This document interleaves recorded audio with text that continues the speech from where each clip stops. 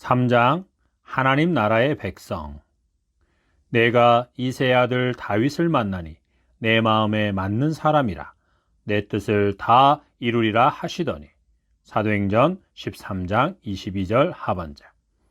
백성들의 악한 요구대로 사울은 왕이 되었고, 이로 인해 사울과 백성들은 징계와 심판을 받아 거의 멸망에 이르게 되었다. 그러나 하나님께서는 이미 하나님의 마음에 맞는 사람을 준비하셨다. 사울이 왕으로 세움을 받은 지 약 12년이 지난 때에 하나님께서는 사무엘에게 베들레헴에 사는 이새의 집으로 가서 그 아들 중에 왕으로 택함을 받은 자에게 기름을 부으라고 하셨다. 그의 아들 중에서 한 왕을 보았다는 것이다. 여기서 우리가 꼭 기억해야 할 것이 있다. 첫째, 하나님께서는 즉흥적으로 일하지 않으신다. 먼저 세웠던 자가 죄를 범해서 그로 인해 갑자기 다른 사람을 세우시는 것이 아니다. 가데스 바네아에서의 정탐 사건으로 광야 생활이 갑자기 40년으로 늘었다거나, 그래서 부랴부랴 백성들의 40년 광야 생활을 준비하신 것이 아니다. 또한 모세가 죄를 지어 가나안 땅을 들어가지 못하게 되자 여호수아를 지도자로 세우신 것도 아니다. 모세는 출애굽과 광야 40년 동안만 쓰임받을 자로 세움을 받은 것이다. 왕으로 세웠던 사울이 망령되이 행하고 불순종함으로 버림을 당하게 되자 그 뒤를 이을 자를 찾아 그에게 기름을 부으시고자 한 것이 아니다. 사울이 왕으로 세움받는 것과 그가 범죄함으로 버림을 당하는 것은 이미 하나님의 계획 속에 있었다. 그렇다고 하나님께서 사울 왕의 범죄를 조장하신 것은 아니다. 사울 왕과 당시의 백성들은 하나님께서 하나님의 언약 성취를 위해 하나님의 때에 하나님께서 택하여 세우실 왕의 등극을 위한 무대를 준비한 것이다. 다윗이 솔로몬을 왕으로 등극시키기 위해 준비하는 것과 같은 것은 아니다. 오히려 그 반대다. 백성들은 사울 왕을 겪으면서 진정한 왕, 하나님이 기뻐하시는 왕을 사모하게 되었다. 사무엘하 2장 4절, 5장 2절 참조. 사울 왕은 그의 가문이 멸망을 당하게 되었지만 그는 장차 하나님께서 택하신 자가 왕으로 세움을 받는 데 있어서 그를 훈련하고 연단받게 하는 역할을 하게 되었다. 정상적인 방법으로 왕의 후계자 수업을 시켰다는 것이 아니라 우리가 이미 알고 있는 것처럼 혹독한 핍박을 통해 준비시켰다. 하나님께서는 다윗을 사울이라는 용광로 속에 넣으신 것이다. 사울은 자기의 본능과 욕심에 따라 다윗을 핍박했지만 그것은 하나님께서 다윗을 왕으로 세우는 과정에서 그를 준비시킨 것이었다. 우리가 기억해야 할 또 하나는 내가 그의 아들 중에서 한 왕을 보았느니라는 말씀의 문자적인 의미처럼 이새의 아들 중에서 왕이 될 만한 자질을 가진 자를 발견했다는 것이 아니다. 하나님의 선택은 즉흥적이지 않다. 또한 살아가는 모습을 지켜보시다가 마음에 드는 자를 택하여 세우시는 것이 아니다. 하나님의 선택은 그가 태어나기 전에 이미 이루어진다. 그 자식들이 아직 나지도 아니하고 무슨 선이나 악을 행하지 아니한 때에 택하심을 따라 되는 하나님의 뜻이 행위로 말미암지 않고 오직 부르시는 이로 말미암아 서게 하려 하사. 로마서 9장 11절. 하나님께서는 언약 안에서 다윗을 이스라엘의 왕으로 세우시고자 이미 택하신 것이다. 이미 왕으로 택함 받은 다윗이 때가 되어 이새의 가정에 태어난 것이다. 그래서 이새의 아들 중에서 왕이 될 자가 있었던 것이다. 그가 왕으로 기름 부음을 받고 등극하기까지의 무대 조성을 위해 사울이 먼저 왕으로 통치하였다. 내가 이새의 아들 다윗을 만나니 내 마음에 맞는 사람이라. 사도행전 13장 22절. 내가 이새의 아들 다윗을 만나니 내 마음에 맞는 사람이라고 하신 것은 창조 사역을 다 마치고 하나님이 지으신 그 모든 것을 보시니 보시기에 심히 좋았더라고 하시면서 매우 만족해 하신 것과 같다. 이 감탄과 기쁨의 표현은 문자적으로 다윗을 언급할 때에 쓰였지만 사실 하나님께서 택하여 쓰신 모든 인물에게도 해당되는 표현이다. 다윗에 대한 하나님의 부르심과 사명, 그리고 분량이 다른 이들보다 상대적으로 탁월했을 뿐이다. 많은 사람들이 다윗이 왜, 무엇 때문에 하나님의 마음에 맞는 사람이었는가? 라는 질문을 하고 다윗의 생애에서 여러 가지 답을 찾고자 한다. 다윗이 하나님의 마음에 맞게 하나님의 마음에 쏙 드는 모습으로 살고 있어서 그런 다윗을 만났기에 기뻐하신 것인가? 그렇지 않다. 하나님께서 이 때를 위해 그를 이미 택하셨고 때가 되어 그를 무대에 세우시는 것이기에 그처럼 기뻐하신 것이다. 토기장이신 하나님의 손에서 이미 언급했듯이 누군가가 하나님이 보시기에 합당한 삶을 살고 있다면, 하나님을 기쁘시게 하는 삶을 살고 있다면 그것은 그가 이미 하나님께 택함을 받았고 하나님의 은혜를 입었기 때문이다. 은혜를 받지 않은 자, 택함을 받지 않은 자가 하나님 보시기에 합당하게 살다가 그것 때문에 하나님의 부르심을 받는 것이 아니다. 구약의 인물들 중에 언약 가운데서 언약의 성취를 위해 쓰임받은 사람들이 많이 있었지만 그 중에서도 대표적인 두 사람을 꼽으라면 아브라함과 다윗을 들 수 있다. 이들에 대한 하나님의 부르심과 사명은 타의 추종을 불허한다. 그래서 하나님이 그들을 선택하시고 준비시키셔서 언약을 이루어 가시는 과정은 매우 특별하다. 아브라함은 열국의 아비요 믿음의 조상으로 부름을 받은 자요 모든 민족이 하나님의 복을 받도록 복으로 택함받은 자다. 그래서 하나님께서는 75세에 그를 부르셔서 가장 완전하고 완벽한 믿음의 조상, 복의 근원이 되도록 특별하게 훈련시키며 세우셨다. 그 절정이 모리아 산에서 아들 이삭을 바치게 하는 시험이었다. 이 시험은 유일무이하게 아브라함에게만 행하신 것이다. 이를 위해 하나님께서는 40년에서 45년 동안을 줄기차게 그를 훈련시키고 이끌어 오신 것이다. 마침내 그는 넉넉히 그 시험에 합격함으로 믿음의 초상으로 복의 근원으로 서게 된다. 하나님의 열심, 모든 민족에게 복 주시기를 그렇게도 원하시는 하나님의 열심이 그 일을 이루신 것이다. 그러기에 아브라함은 하나님 앞에서나 후대에게 자랑할 것이 아무것도 없었던 것이다. 심지어 이삭을 번째로 드린 사건마저도 그렇다. 다윗의 경우도 마찬가지다. 그는 대략 15세에 기름 부음을 받았다. 그가 15년 동안 자라면서 어떻게 살았길래, 하나님을 위해 무엇을 했길래 하나님이 그를 내 마음에 맞는 사람이라고 하시면서 기뻐하셨을까? 악령이 사울왕을 번뇌하게 할 때 수금을 타서 악령이 떠나가게 한 것과 하나님을 모욕하는 골리앗을 죽여 그의 목을 벤 사건 때문이었는가? 이런 일들은 다윗이 기름 부음을 받은 이후에 행한 일이다. 또한 그가 하나님을 사모하고 사랑하여 하나님의 법궤를 자기 성에 모시고자 한 것과 하나님의 말씀을 즐거워하여 시편 119편에서처럼 하나님의 말씀을 칭송한 것 때문인가? 이것은 그가 왕으로 등극한 후의 일이다. 이것에 대해서 하나님께서 다윗이 훗날 이렇게 할 것을 미리 아시고 그를 택하셨고 그를 하나님의 마음에 맞는 자라고 하시고 그를 기뻐하셨다라고 말하지 말라.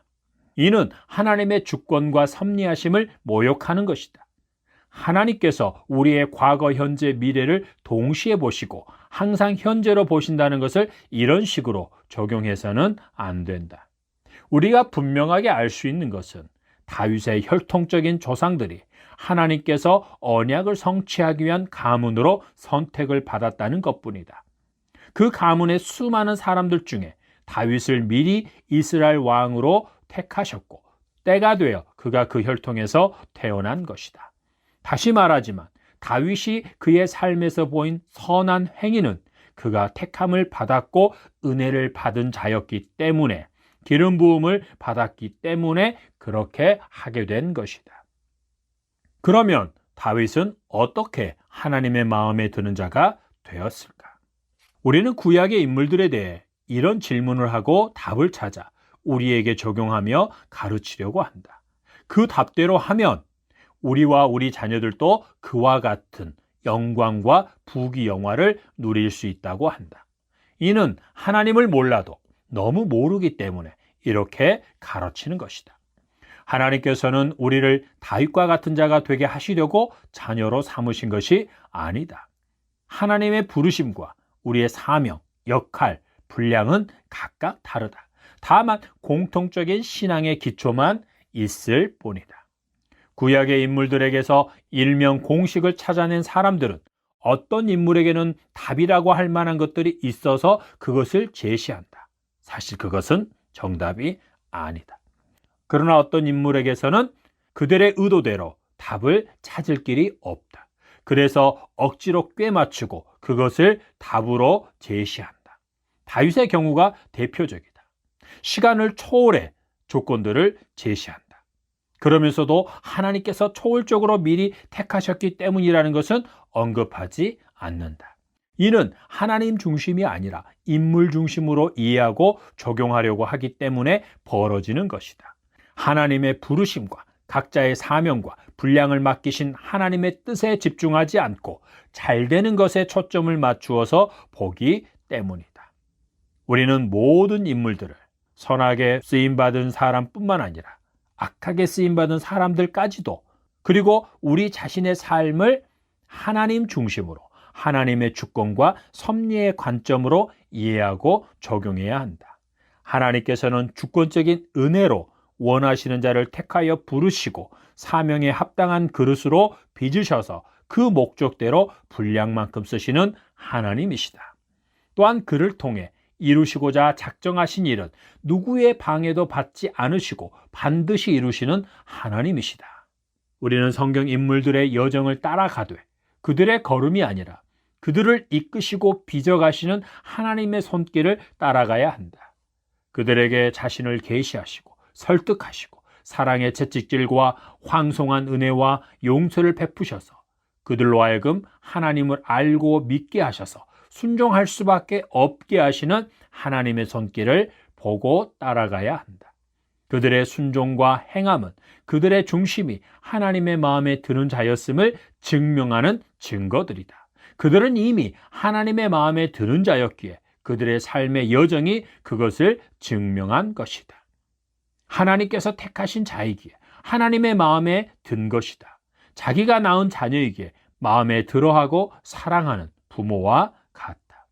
그러므로 다윗이 무엇을 하였기에 하나님께서는 그를 그토록 마음에 들어 하셨을까라는 질문은 의미가 없어진다.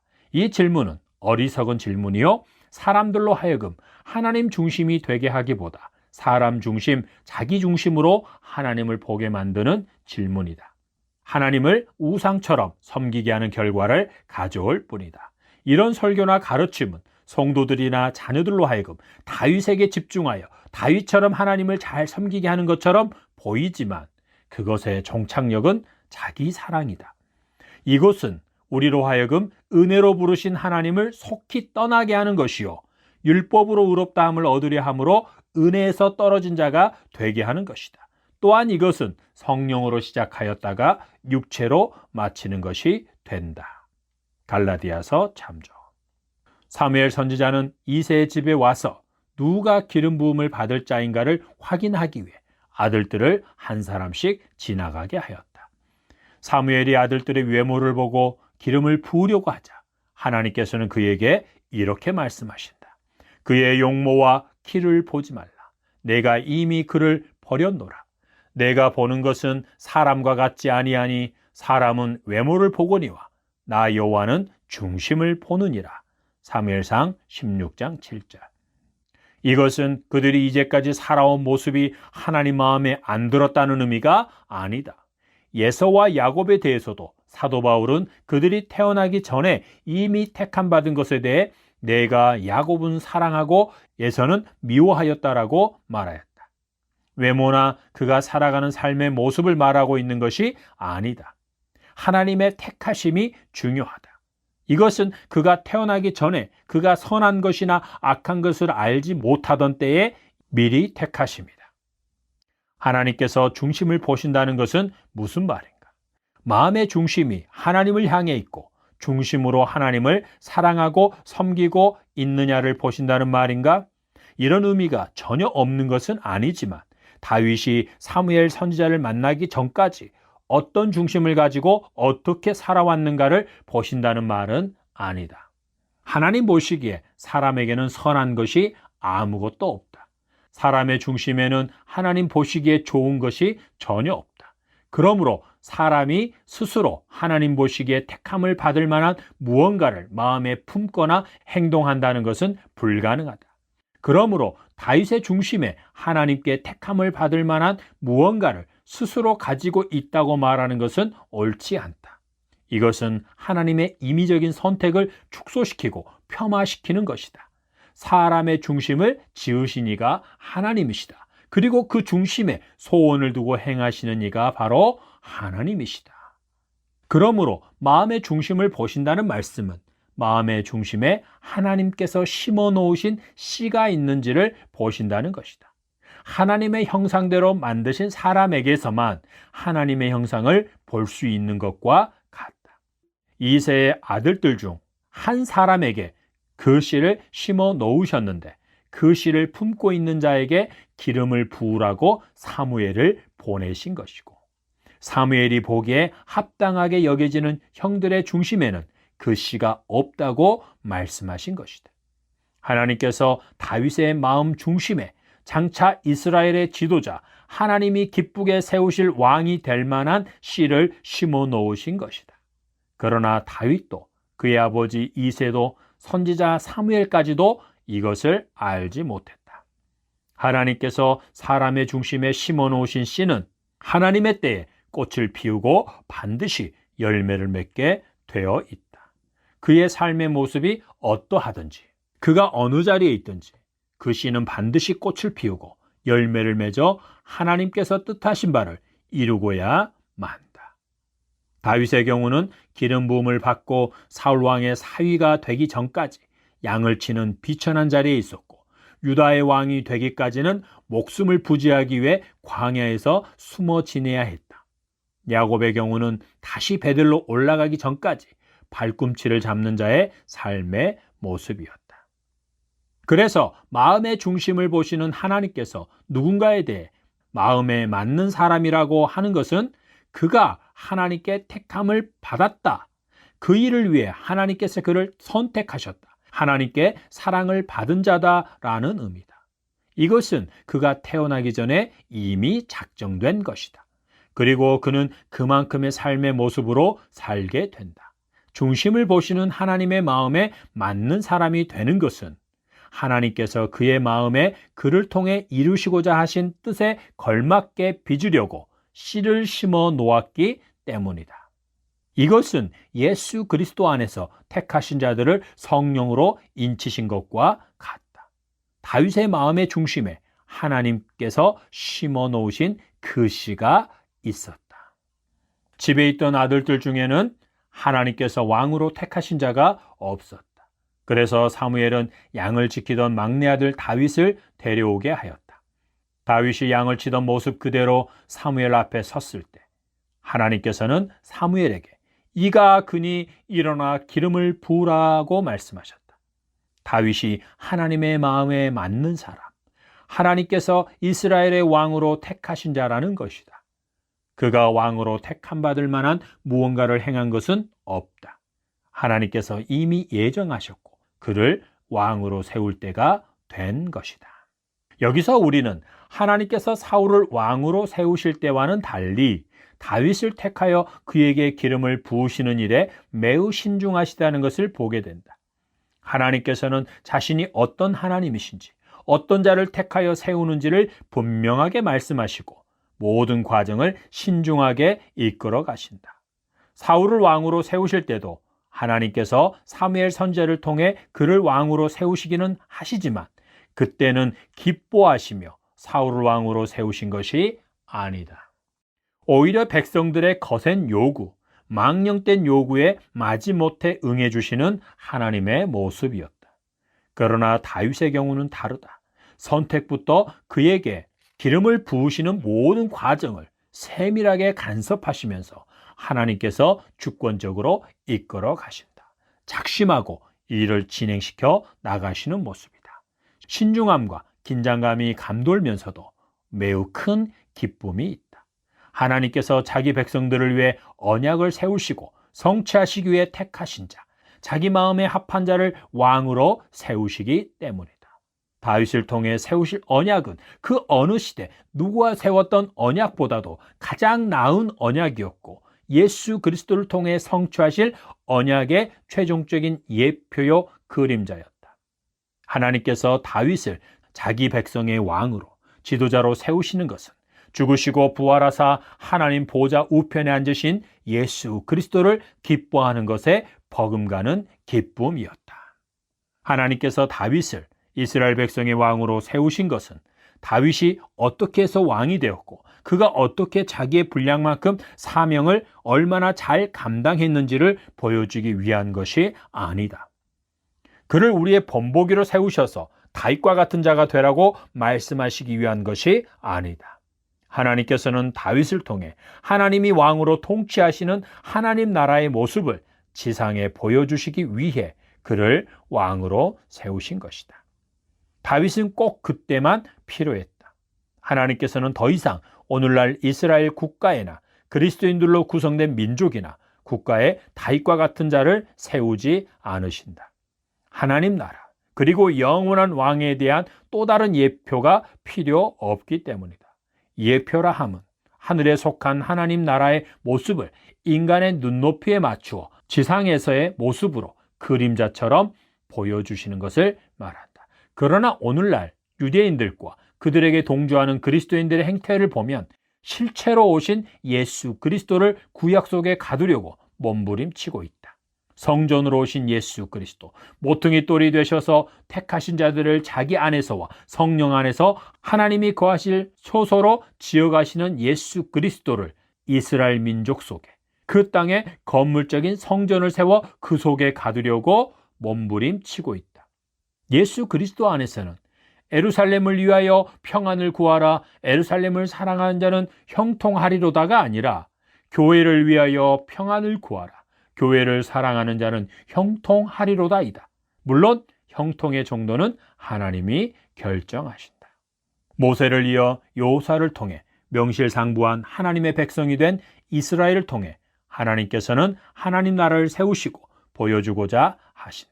하나님의 주된 관심은 다윗 개인이 아니라 이스라엘이라는 자기 백성에게 있다. 그들을 하나님의 거룩한 백성으로, 거룩한 나라로, 제사장의 나라로 세우셔서 하나님 자신이 왕이심과 하나님 나라의 모습을 보여주고자 하는데 최고의 관심이 있다.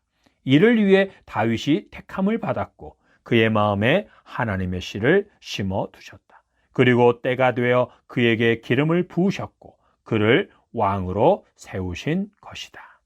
이것은 사무엘하 7장의 나단 선지자의 신탁을 통해서도 잘 알 수 있다. 이런 맥락에서 그의 빛이 붉고 눈이 빼어나고 얼굴이 아름답더라를 이해해야 한다. 문자적으로 다윗의 외모가 아름답고 총명해 보였고 탁월했다는 의미로 이해할 수도 있다. 그러나 장남 엘리압의 경우나 다른 형들의 경우에도 외적으로 왕이 되기에는 손색이 없는 외모였다. 그러므로 다윗의 빛이 붉고 눈이 빼어나고 얼굴이 아름답다는 것은 똑같은 외모일지라도 그의 마음에 심겨진 하나님의 씨가 때가 되어 서서히 외적으로 나타나므로 다른 사람보다 훨씬 더 탁월하게 빛이 났다는 의미로도 이해할 수 있다. 다른 측면으로는 하나님을 향하고 있는 다윗의 중심의 아름다움을 외적인 모습으로 표현한 것으로도 볼 수 있다. 다윗은 하나님 보시기에 외적으로나 내적으로 손색이 없이 가장 완벽한 자, 완전한 본보기, 예표로 묘사되고 있다. 이는 다윗과 맺으신 언약의 위대함에 걸맞고 영원한 왕으로 오셨고 영원한 왕으로 계시는 예수 그리스도의 예표요, 그 왕의 다스림을 받는 백성, 나라에 걸맞는 자로 묘사되고 있는 것이다.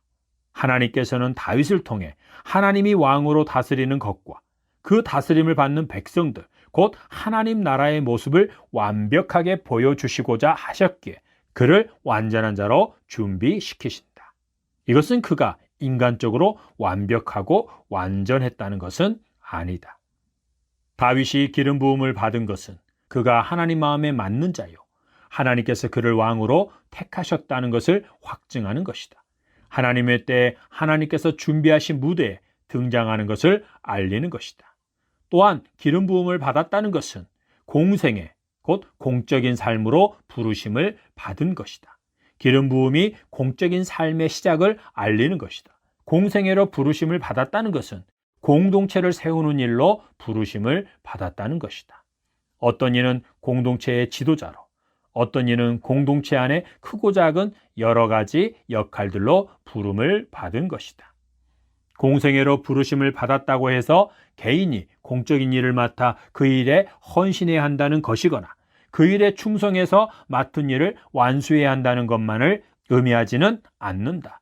이것은 공동체에 속해 있으나 지극히 개인적으로만 사는 것이다. 공생애는 개인을 위한 삶이 아니라 하나님께서 세우신 공동체가 하나님 중심의 공동체, 하나님을 영광스럽게 하는 공동체가 되는 일을 위해 사는 삶이다. 그러므로 다윗이 기름 부음을 받았다는 것은 단순히 왕으로의 부르심과 왕의 직임을 잘 감당해야 한다는 것만을 의미하지 않는다. 그는 이스라엘의 왕, 하나님의 백성이라는 공동체의 왕으로 부르심을 받은 것이다. 그는 이스라엘이라는 나라를 잘 다스려야 한다. 하나님께서 왕이 되셔서 이스라엘을 다스리시는 하나님 나라의 모습이 분명하게 나타나도록 왕의 역할을 잘 감당해야 한다. 다윗의 삶은 다윗 개인의 삶이 아니다. 그는 사적인 삶의 영역에서만이 아니라 이스라엘 백성들의 삶을 통해 하나님 나라의 모습을 보여주는 왕으로서의 삶이어야 했다.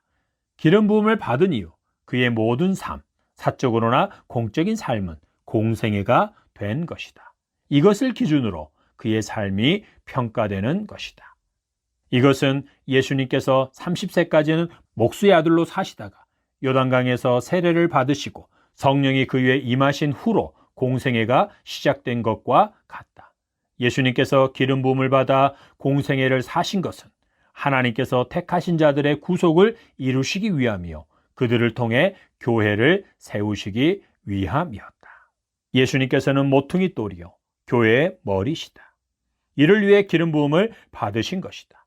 우리는 예수님의 몸인 교회의 지체가 되기 위해 성령으로 말미암아 예수를 주라 시인한 자들이요 성령으로 인침을 받은 것이다. 그러므로 우리 모두는 예수 그리스도 안에서 공생애로 부르심을 받은 것이다. 나 개인의 삶만 잘 살면 되는 것이 아니라 공동체, 곧 교회와 가정을 세우는 자들로 부르심을 받은 것이다. 교회와 가정을 하나님 나라의 모습, 즉 하나님의 거룩하심과 머리이신 예수 그리스도의 사랑을 나타내는 공동체로 세우는 일에 부르심을 받은 것이다. 이를 위해 우리는 재능과 은사를 부여받고 믿음의 분량에 따라 직임을, 역할을 맡는 것이다. 기름 부음을 받은 다윗은 하나님의 영에 크게 감동되었다. 이것은 위로부터 초월적인 능력이 임했다는 것이기도 하지만 더 정확하게 말하면 하나님께서 오래전에 그의 마음에 심어두신 씨가 싹을 틔우고 자라게 하셨다는 것이다. 다시 말해서 다윗 안에 심겨졌던 하나님을 향한 마음이 기름 부음을 통해 증폭되었고 믿음의 분량이 키워졌다는 것이다. 또한 그에게 주어져 있던 재능이 하나님의 손에 들려졌다는 것이다. 내가 베들레헴 사람 이새의 아들을 본즉 수금을 탈 줄 알고 용기와 무용과 구변이 있는 준수한 자라. 여호와께서 그와 함께 계시더이다. 사무엘상 16장 18절. 기름 부음을 받기 전에 다윗이 양을 치는 동안 사용했던 재능을 하나님께서 하나님의 뜻을 이루시기 위해 본격적으로, 공적으로 쓰시기 시작했다는 것이다. 오늘날로 말하면 우리의 재능이 십자가를 통과한 것이다. 다윗이 양을 치면서 모든 양들이 보이는 바위에 앉아 수금을 탈 때도 그 소리가 매우 아름다웠겠지만 지금 그는 악령이 든 사울왕 앞에서 하나님의 영에 크게 감동된 자로서 수금을 타고 있는 것이다. 수금을 탈 줄 알았던 다윗이 하나님의 영에 감동되었을 때 그가 타는 수금의 소리와 노래가 악한 영을 떠나가게 하고 악한 영의 영향력 아래 있던 사울왕을 치유하고 자유하게 한 것이다. 이와 같은 일은 오늘날에도 일어나고 있다. 성령 충만한 찬양을 통해 악한 영들이 떠나간다. 다만 이런 사역을 너무 조심성 없게 하는 자들 때문에 부정적인 영향이 있을 뿐이다. 그들은 하나님께서 주권적으로 역사하심을 기다리지 못하고 인위적으로 성령님을 오라가라 소리치면서 그런 현상들이 일어나게 하려고 한다. 또는 감성적인 자극과 흥분을 유도해서 그와 같은 현상을 끌어내려고 하고 현상이 나타나면 그것을 하나님의 역사 또는 성령님의 역사라고 포장해 버린다. 다윗은 이제 예전에 양을 칠 때 혼자 수금을 타던 다윗이 아니었다. 그의 용기는 하나님의 영에 감동된 용기요. 무용과 구변 또한 예전의 능력과 영향력 정도의 수준이 아니었다. 이제는 기름 부음을 통해 왕과 같은 능력과 영향력을 발휘하는 것이 되었다. 이것이 골리앗과의 대결에서 발휘되고 증명되었으며 사울 왕에게 쫓기는 광야의 기간 동안에 다듬어지게 된다. 하나님께서는 다윗이 기름 부음을 통해 하나님의 영에 감동된 자가 되게 하심으로 그에게 이미 주신 재능들, 수금, 용기, 무용, 구변 등이 극대화되게 하셨다. 여기에는 하나님을 경외하는 마음, 사랑하는 마음도 포함된다. 하나님의 영은, 하나님의 신은 지혜와 총명의 신이요 모략과 재능의 신이요 지식과 여호와를 경외하는 신이다. 이사야 11장 2절 3절. 예수님께서 하나님의 사랑하는 아들이요 기뻐하는 자였기에 요단강에서 이는 내 사랑하는 아들이요 기뻐하는 자라는 선포를 통해 공생애를 시작하셨고 이때부터 기사와 표적을 행하시면서 자신이 메시아이심을 나타내셨다. 이와 같이 다윗도 기름 부음을 통해 공적인 무대에 올라서서 하나님을 위해 하나님께서 원하시는 왕의 직임에 걸맞는 사역들을 시작하게 된다. 이것은 모세를 비롯한 모든 구약 인물에게도 적용되는 것이지만 특별히 다윗에게는 더욱 분명하게 나타난다. 그러므로 다윗이 기름 부음 받은 이후 하나님 편에서 하나님을 위해 행한 일들은 기름 부음을 받기 위한 하나님의 마음에 들기 위한 조건들이 아니다. 오히려 하나님의 택함을 받았기에 기름 부음을 받아 하나님의 영에 감동되었기에 행한 일들이었다. 하나님의 영에 감동된 자의 삶의 모습이요 열매인 것이다. 동시에 이것은 하나님께서 그와 그의 후손에게 복을 주시는 근거이기도 하다. 다윗에 대한 하나님의 감탄과 기쁨의 외침. 이새의 아들 다윗을 만나니 내 마음에 맞는 사람이라 내 뜻을 다 이루리라는 외침은 예수님께서 공생애를 시작하실 때 하늘에서 나는 소리와 같다. 성육신하신 예수님께서 사적인 삶을 끝내고 공생애를 시작하시기 위해 요단강에서 세례를 받으실 때와 같다는 것이다. 예수님의 공생애는 하나님 나라를 전하고 그 나라를 위해 십자가를 지시기 위해 이를 위해 하나님이 거하시는 교회를 세우시기 위한 삶이었다. 그때 하늘로부터 하나님의 음성이 들렸다. 이는 내 사랑하는 아들이요 내 기뻐하는 자라. 마태복음 3장 17절. 성자 예수님에 대한 성부 하나님의 기쁨의 소리요 감탄이었다. 예수님은 창세전부터 하나님이셨고 동시에 하나님의 아들이셨다. 하나님이 기뻐하시는 자였다. 하나님의 기쁨 그 자체였다. 이런 예수님께서 성육신하셨고 이제 공생애를 시작하는 첫 걸음을 내딛고자 하는 순간에 하나님께서 예수님에게 성령을 부어주시고 공식적으로 선언하신 것이다. 다윗에 대한 하나님의 말씀도 이와 같다는 것이다. 이미 오래전에 이스라엘의 왕으로 택한 다윗을 마침내 공적 무대에 등장시키면서 그에게 기름을 부으시고 기쁨과 감탄으로 내 마음에 맞는 사람이라고 그를 통해 자기의 뜻을 다 이루시겠다고 선포하신 것이다. 다윗에게 기름을 부으실 때 하신 말씀과 예수님께서 세례를 받으실 때 하늘로부터 들려온 하나님의 음성은 오늘날 우리를 향한 하나님의 선언이기도 하다.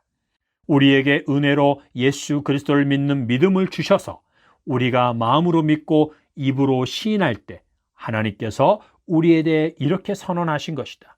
이는 내 사랑하는 아들이요 내 기뻐하는 자다. 내가 그를 예수 그리스도 안에서 창세전에 택하였었노라.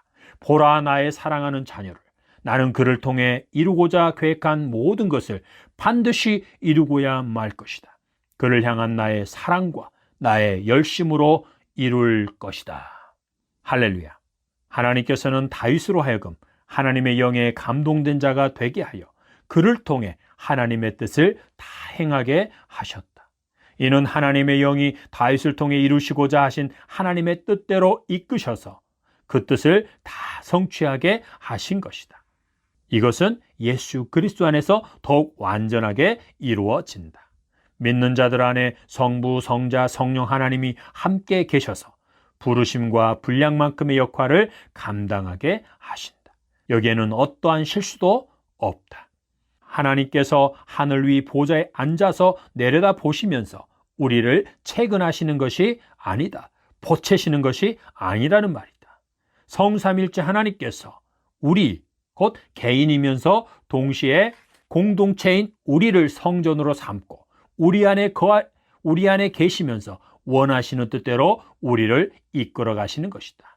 여기까지가 복음이다. 그래서 복음이 기쁜 소식인 것이다. 이것이 바로 복음의 능력이다. 죄와 허물로 죽은 자를 살리신 것만이 복음이 아니라 살리신 자 안에 거하셔서 그로 하여금 하나님께서 원하시는 만큼 살아가게 하신다는 것이 복음이다. 할렐루야. 하나님께서 통일된 이스라엘의 초대 왕으로 세우고자 하신 자는 하나님의 마음에 맞는 자 곧 다윗이었다. 사울이 백성들의 요구에 따라 즉흥적으로 여기서 즉흥적이라고 표현하는 것은 상대적으로 강조하기 위해서 표현했을 뿐 하나님께서는 절대로 즉흥적으로 일하시지 않는 것임을 분명히 기억하기 바란다. 즉흥적으로 세운 왕이었다면 다윗은 이스라엘 백성들에게 왕을 세우시고자 하실 때부터 이미 왕으로 예정된 자였다. 다윗이 이스라엘의 왕이 되어야 할 때가 되었을 때 하나님은 사무엘 선지자로 하여금 그에게 기름을 붓게 하셨다. 하나님께서는 다윗이 이스라엘의 왕이 되어 다스리는 것을 통해 하나님 나라의 모습을 나타내고 영원한 왕으로 오실 예수 그리스도를 예표하고자 하셨다. 이를 위해서는 크게 두 가지 면에서 사전 준비가 되어야 했다. 하나는 이스라엘 백성들은 사울이 왕으로 통치하는 시기 40년을 통해 누가 자기들의 진정한 왕이 되어야 하는지를 분명하게 알아야 했다. 자기들이 원하는 자가 아니라 하나님께서 택하신 자가 자기들의 왕이 되어야 한다는 것을 알아야 했다. 사울 왕의 통치와 그의 결말을 경험한 백성들은 결국 다윗을 자기들의 왕으로 환영하게 된다. 또 하나는 진정한 왕으로 택함을 받은 다윗이 훈련되어져야 하는 것이다. 이것은 사울왕의 통치 아래서의 훈련이다. 사울왕과 그의 아들 요나단이 죽은 후 다윗은 하나님의 말씀대로 유다 지역의 헤브론으로 가서 거주하게 된다. 이때 유다의 지도자들이 다윗에게 와서 그에게 기름을 붓고 다윗을 유다의 왕으로 삼게 된다. 먼저 유다의 왕이 된 것이다. 이보다 앞서 유다를 제외한 이스라엘 지역에서는 사울의 군사령관 넬의 아들 아브넬이 이미 사울의 아들 이스보셋을 온 나라의 왕으로 삼았다. 이들에게 다윗을 왕으로 세운 유다 족속은 배신자일 수밖에 없었다. 결국 이스라엘과 유다 간의 전쟁이 일어났으나 유다가 크게 승리를 하게 된다. 이스라엘과 유다 사이에 전쟁이 오래 지속되었으나 약 2년 정도 유다는 강성해지고 이스라엘은 쇠약해져 갔다. 이것을 성경은 사울과 다윗 그리고 그들의 가문을 대조시켜서 보여준다. 하나님께서 자기의 뜻을 이루시기 위해 택하신 자와 그의 가문을 해할 자는 없다. 사울의 집과 다윗의 집 사이에 전쟁이 오래매 다윗은 점점 강하여 가고 사울의 집은 점점 약하여 가니라. 사무엘하 3장 1절. 이스라엘의 군대 장관 아브넬이 요압에 의해 죽임을 당하고 이스보셋도 군 지휘관 두 사람에게 살해를 당한다. 다윗은 이스보셋을 죽여 그의 머리를 가져온 두 사람을 죽이고 이스보셋의 머리를 가져다가 아브넬의 무덤에 매장하였다. 그 후 이스라엘의 모든 지파가 헤브론에 와서 다윗에게 자기들의 왕이 되어달라고 간청한다. 이스라엘 백성들은 비로소 하나님께서 이스라엘의 목자로 세우신 자가 바로 다윗임을 깨달은 것이다. 자기들 향한 하나님의 뜻을 바로 깨달은 것이다. 그래서 사울왕의 혈통을 계속 이어가기를 거부하고 다윗에게로 와서 그에게 기름을 붓고 다윗을 자기들의 왕으로 모신 것이다. 자기들이 원하는 왕이 아니라 하나님께서 택하셔서 왕으로 세우고자 하신 자를 왕으로 모신 것이다. 다윗이 자기가 왕으로 기름 부음을 받았다고 백성들을 설득하고 이해시켜서 그들의 왕이 된 것이 아니다. 하나님께서 백성들을 준비시키셨고 그들이 다윗을 왕으로 알아보게 하여 왕으로 모시게 하신 것이다. 이스라엘 백성들이 다윗을 기뻐하고 환영하여 자기들의 왕으로 모신 것은 오늘날 하나님께서 택하신 자들이 예수 그리스도를 왕으로 주님으로 환영하고 모시는 것과 같다. 하나님께서 택하신 왕이 하나님께서 택하신 백성들의 왕이 되어야 하고 그 백성들의 환영받는 왕으로 통치해야 비로소 하나님 나라의 모습이 온전하게 보이게 되는 것이다. 이는 하나님께서 세우신 왕에 대한 백성들의 자발적인 순종 없이는 불가능하다. 이것은 예수 그리스도를 왕으로 주님으로 환영한 자들로 하여금 하나님 나라의 삶을 살게 하고 그 나라의 모습을 나타내며 그들을 통해 하나님 나라를 확장시키기 위해 역사하시는 것과 같다. 예수 그리스도가 왕으로 통치하시는 하나님 나라가 세워지기 위해서는 예수님이 하나님께서 창세전에 택하신 영원한 왕이어야 한다. 그리고 예수님은 하나님께서 창세전에 택하신 자들의 왕이 되어야 한다. 또한 택함받은 자들은 예수님을 자기들의 왕으로 환영하고 예수님에게 자발적으로 순종해야 한다. 이 조건이 완전하게 이루어져야 예수 그리스도가 왕으로 통치하는 자들 안에서 하나님 나라의 모습이 온전하게 나타나고 그들을 통해 그 나라가 확장되어지는 것이다. 복된 소식은 이 모든 필요 충분 조건을 하나님께서 완전하게 이루신다는 것이다. 예수 그리스도는 창세전에 택하심을 입은 영원한 왕이시다. 예수 그리스도는 하나님께서 택하신 자들만의 왕이 되신다. 예수 그리스도는 택함받은 자들에게 구주요 임금이요 주님으로 환영받으신다. 그리고 그들은 예수 그리스도께 자발적으로 순종하게 된다. 하나님께서는 택하신 자들로 하여금 성령을 통해 예수 그리스도를 환영하게 하고 구주로 영접하게 하시며 성령으로 말미암아 자발적으로 순종하게 하신다. 그래서 그들을 통해 그들의 가정과 교회를 통해 하나님 나라의 모습이 분명하게 나타나게 되는 것이다. 하나님의 택함을 받은 자가 예수 그리스도를 왕으로 주님으로 환영하지 않는 경우는 없다. 자발적으로 순종하지 않는 경우도 없다. 물론 믿음의 분량에 따라 순종의 정도가 다르기는 하다. 그 분량은 개인마다, 세대마다 다르다. 그 분량이 적을수록 그들 개인과 가정, 그들이 모인 교회를 통해서 하나님의 나라의 모습이 아주 미약하게 나타난다. 오늘날 개인과 가정과 교회를 통해 하나님 나라의 모습을 희미하게 밖에 볼 수 없다면 그것은 하나님께서 우리 세대에게 주신 믿음의 분량이 너무 적은 것이다. 만약 그렇다면 우리는 자신만 겨우 구원받는 자가 될 것이다. 하나님께서 은혜를 베푸사 우리로 하여금 하나님 나라의 모습을 왕성하게 나타내게 하시기를 간절히 기도한다. 아멘. 다윗의 훈련. 백성들이 하나님께서 자기들의 진정한 왕으로 택하신 자가 누구인지를 깨닫고 준비되어야 했던 것처럼 다윗도 왕이 되기 전에 훈련을 받아야 했다. 다윗이 받은 훈련은 한 사람이 평범한 삶을 살면서 받는 정도가 아니었다. 다윗은 백성들의 악한 요구에 딱 들어맞는 왕으로 세움을 받았고 하나님을 경외하지 않는 왕인 사울왕의 통치 아래서 혹독한 훈련을 받았다.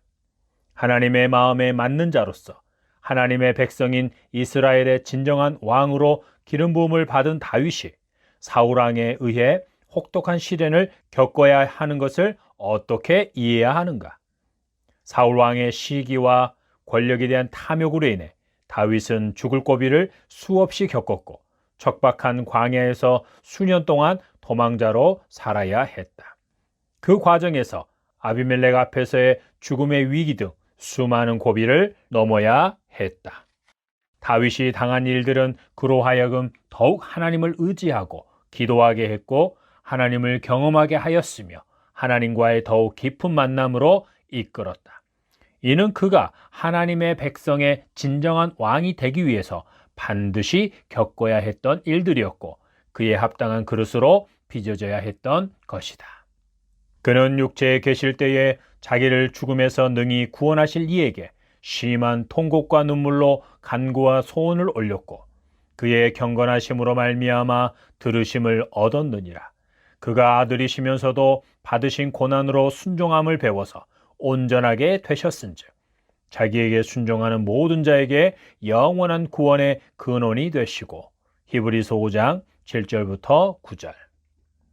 다윗의 이야기는 다윗 개인의 모범을 우리에게 보여주고자 하는 것이 아니라 하나님께서 이스라엘을 하나님 나라의 백성으로 세우기 위해 다윗을 이스라엘의 목자로 왕으로 세우시는 것을 보여주는 것이다. 하나님의 주된 관심은 다윗 개인에게가 아니라 이스라엘을 하나님의 거룩한 백성으로 제사장의 나라로 세우는 데 있다. 이스라엘을 통해 하나님이 왕이시라는 것과 하나님 나라의 모습을 나타내는 것이다. 다윗이 자기의 사명을 잘 감당하여 그에 대한 칭찬과 상급을 받는 기준은 자기의 사적인 영역에서의 경건한 삶이 아니다. 그 기준은 이스라엘을 하나님의 나라로 세웠느냐, 하나님이 이스라엘의 왕이심을 나타냈느냐, 하나님의 권위 아래에서 왕권을 위임받은 자로서 잘 다스렸느냐에 따라 결정된다.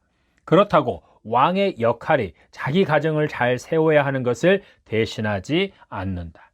다윗은 자기의 가정과 가족들을 잘 다스리지 못한 것에 대한 대가를 혹독하게 치렀다. 하나님께서는 다윗이 완전하기 때문에 그를 왕으로 세우신 것이 아니다. 또한 그를 태중에서 이미 택하셨다고 해서 그를 완전한 자로 빚으셔서 왕으로 세우신 것도 아니다. 오늘날의 도덕적인 기준으로 냉정하게 평가하면 또한 예수님께서 가르치신 말씀의 기준으로 평가해 보아도 다윗은 절대로 왕이 되어서는 안 되는 인물이다. 사도 바울이 말한 교회 직분자를 세우는 기준에서도 미달이다. 하지만 아직 구약시대다. 다윗은 구약시대, 곧 그림자 시대를 사는 인물이었다. 하나님께서는 주권적인 은혜로 불완전한 그를 택하여 왕으로 세워서 영원한 왕이신 예수님과 예수님이 다스리는 하나님 나라를 예표하게 하셨다. 구약 인물들의 삶은 그림자이다. 하나님의 은혜를 입었지만 죄의 영향 아래서 자기들의 사명을 감당함으로 희미하게 하나님을 나타낸 것이다. 윤리적, 도덕적인 죄를 짓고 가정과 가족들을 소홀히 하고 잘 다스리지 못한 것에 대해 구약 인물들을 들먹이면서 자기나 목회자, 선교사 또는 사역자나 직분자들을 합리화시키지 말라. 다윗의 경우에는 영원한 왕권과 하나님 나라에 대한 그림자, 예표일 뿐이다. 그렇다고 그가 왕으로 통치하는 모습이 다 옳은 것은 아니었다. 그는 하나님께서 세우신 왕으로서 절대 하지 말아야 할 일들도 서슴없이 행했다. 이러할진대 그의 가정의 모습은 말할 것도 없다. 우리는 구약의 인물들의 기준이 아니라 예수님과 사도들의 가르침을 최종적인 절대 기준으로 삼아야 한다. 여기서 잠깐 하나님 나라의 모습을 입체적으로 언급하고 가는 것이 유익하리라 생각한다. 우리는 하나님 나라의 모습을 세상적인 완벽한 모습으로 상상한다. 물론 예수님께서 재림하심으로 완전하게 성취되는 하나님 나라의 모습은 완벽한 모습이다. 이사야 11장의 예언과 요한계시록에 나오는 새 예루살렘, 새하늘과 새 땅의 모습처럼 말이다. 그런데 우리는 이미와 아직 사이에 있는 우리 시대 속에서의 하나님 나라의 모습을 인간적인 완벽한 모습으로 생각한다는 것이다. 이는 많은 경우 우리로 하여금 오해와 착각을 하게 하고 말씀에 대한 왜곡을 가져오며 많은 사람들을 실족하게 하는 결과를 가져온다. 이것은 단지 하나님 나라에 대한 잘못된 이해와 묘사 때문만은 아니다. 하나님께서 택하시고 부르신 자들에게 주신 약속과 그 약속의 성취로 복을 받는 것에 대한 잘못된 이해 때문이기도 하다. 모든 그리스도인들은 아브라함과 같은 현세적인 복을 받아야 하고 우리의 자녀들은 요셉, 다니엘, 다윗과 같이 되어야만 한다는 것이다. 그러면서 믿음이 좋으면 하나님을 잘 섬기면 그들과 같이 되게 되어 있다는 것이다. 정말로 그러한가? 구약 인물들의 삶은 오늘날 우리에게 잘되는 공식을 주기 위함이 아니라 하나님이 어떤 분이신가를 입체적이고 깊이 있게 알게 하기 위한 매개체, 곧 통로이다. 다니엘처럼 살면, 모세처럼 살면 우리와 우리 자녀들이 다니엘이나 모세처럼 되는 것이 아니다. 나는 모세다라고 목이 터져라 외치며 모세와 같이 되기를 원한다고 기도한다고 해서 모세가 되는 것이 아니다. 하나님께서는 자기 백성을 구원하여 약속의 땅으로 이끄실 계획이 있었고 그 계획을 세우실 때 이미 모세를 택하셨다. 그래서 그가 태어난 것이고 그 일을 감당한 것이다. 우리 자녀들로 하여금 첫 번째 베델에 야복강에만 머물게 하는 사역자들이여 회개하라. 자녀들로 하여금 참 이스라엘이 되어 다시 베델로 올라가 엘 베델이라 부르며 하나님께 참되게 예배하는 것을 방해하는 사역자들이여 회개하라.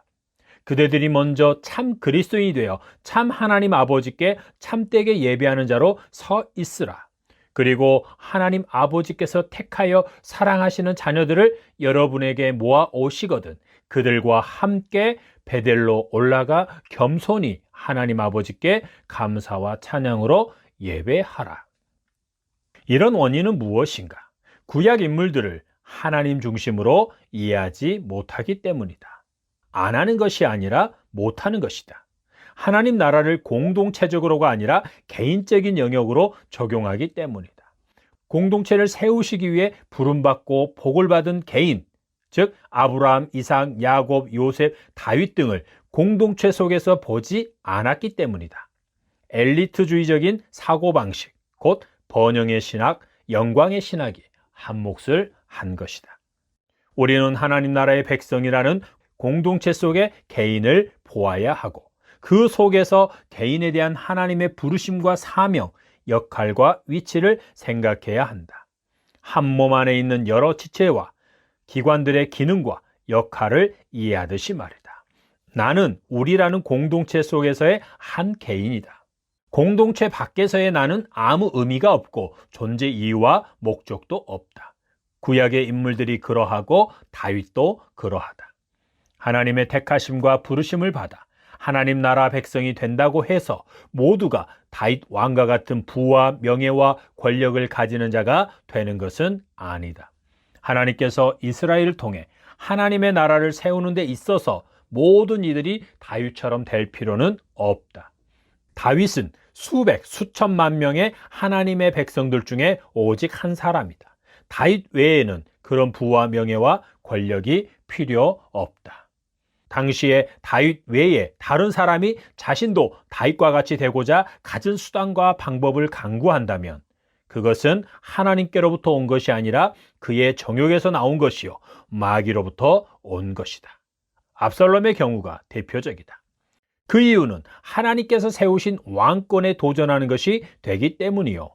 그 사람 때문에 하나님의 나라가 혼란스러워지거나 분열될 수 있기 때문이다. 하나님 나라의 삶을 사는 백성들은 하나님의 부르심과 자기들에게 부여된 사명을 따라 자기들의 자리에서 하나님께서 세우신 권위와 질서에 순종하면서 각자의 분량만큼 살아가면 되는 것이다. 다윗이 왕으로 다스리는 통일 왕국, 곧 하나님 나라의 모습을 상상해보자. 모든 이스라엘 백성들은 하나님 나라에서 살고 있다. 이스라엘 왕정 시대에 하나님의 통치하심이 가장 강력하게 나타났던 다윗 시대의 백성들의 삶은 어떠했는가? 당시가 통일 왕국이었고 태평성대의 시대이긴 했지만 그렇다고 당시에 세계를 제패한 강대국이 된 것은 아니다. 또한 백성들 모두가 부유하고 상류사의 삶을 산 것도 아니다. 그들 가운데는 다른 사람들의 구제를 받아야 하는 자들도 있었고 고아와 과부도 있었다. 오늘날로 말하면 기초생활수급자나 복지시설의 도움을 받아야만 하는 사람들의 경우와 같다. 그들이 개인적으로 하나님을 올바로 섬기지 않아서 믿음이 부족해서 그렇게 된 것은 아니다. 지상에서의 하나님 나라의 모습이 그 나라의 삶을 사는 백성들의 삶이 빈부귀천이 있는 삶이라는 것이다. 예수 그리스도 안에서 하나님 나라의 삶을 사는 그리스도인들의 모습도 마찬가지다. 예수 그리스도 안에서 하나님 나라의 백성이 된 자들 가운데도 여전히 고아와 과부가 있고 가난한 자들, 병든 자들이 있기에 그들은 부유한 그리스도인들의 구제를 받아야 한다.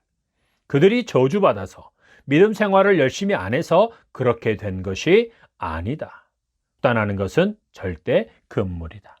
수백만, 수천만 명으로 구성된 하나님 나라 백성들의 모습, 정치적, 경제적, 사회적으로 다양한 위치와 수준에 있는 모습을 생각하지 않고 당시 가장 크고 귀하게 쓰임받은 지도자로 세움을 받은 한 사람, 곧 다윗, 요셉, 다니엘 등의 그 한 사람의 삶을 오늘날 모든 성도들 개개인이 그와 같아야 하고 같을 수 있다고 적용하는 것은 옳지 않다. 이것은 성도들로 하여금 하나님을 기뻐하고 즐거워하면서 올바로 섬기게 하기보다 서기관들과 바리새인들처럼 그들에게 무거운 짐을 묶어 그들의 어깨에 지우는 것이다.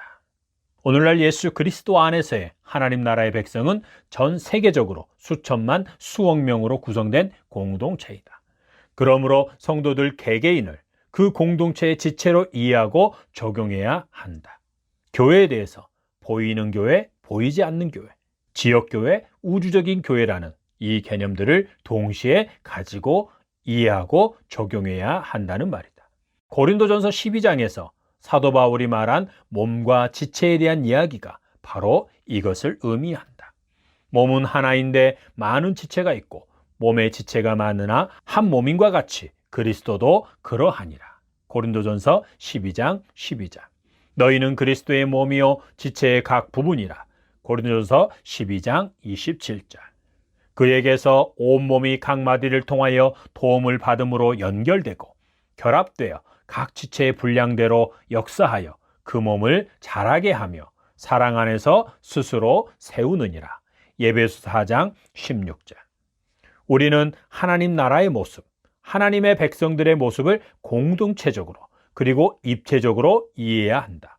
공동체 안에서의 직임, 신분, 빈부의 차이, 역할의 차이를 인정해야 한다.